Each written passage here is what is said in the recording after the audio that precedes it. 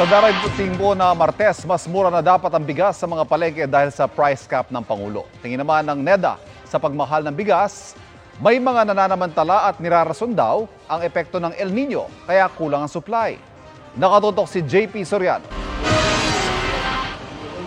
Epektibo na sa Martes, September 5, ang Executive Order No. 39 ni Pangulong Bongbong Marcos na nagtatakda ng mandated price ceiling o price cap sa bigas.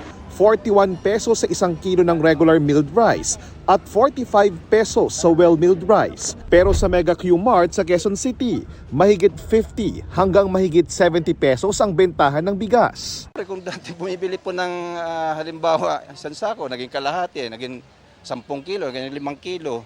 Ngayon, minsan 2 kilo na nga lang po binibili ko eh.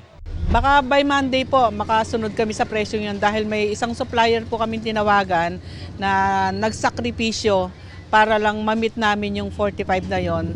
Sakripisyo siya, sakripisyo din kami. Pero sabi ng Philippine Chamber of Agriculture and Food Incorporated, tiyak daw na mamamroblema ang maliliit na negosyanteng umaasa sa pagbebenta ng tingi-tinging bigas sa palengke.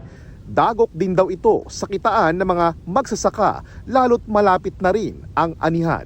Ang maaaring maging resulta niyan, mawawala ang bigas sa palengke. Talagang obligadong ibaba yung pagbili ng palay sa mga sasaka. Para di raw magkalituhan at magkagulatan sa mga tindahan ng bigas, pinulong ng DILG, MMDA at mga opisyal ng iba't ibang LGU upang matiyak na maipatutupad ang EO 39.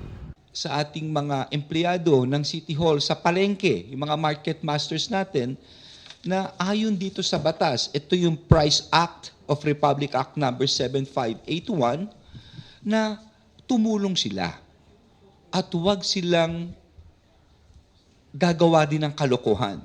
Mongkahi ng PCAFI sa gobyerno, hanggang 2 buwan lang ang price ceiling o price cap. Temporary lang po ito at as soon as mag-stabilize yung presyo at papasok na rin po yung harvest season natin, tatanggalin na rin ulito. Sabi ng DTI, ang tunay na target daw ng kautusan ng Pangulo ay hanapin ang mga rice hoarder o yung nag-iipit ng supply ng mga bigas.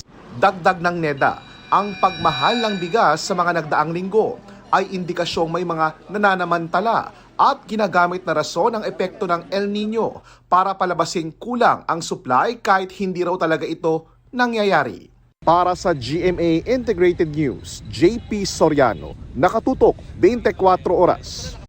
Mga kapuso, patuloy na tumutok sa mga balita. Mag-subscribe sa GMA Integrated News sa YouTube. Sa mga kapuso abroad, samahan nyo kami sa GMA Pinoy TV at sa www.gmanews.tv.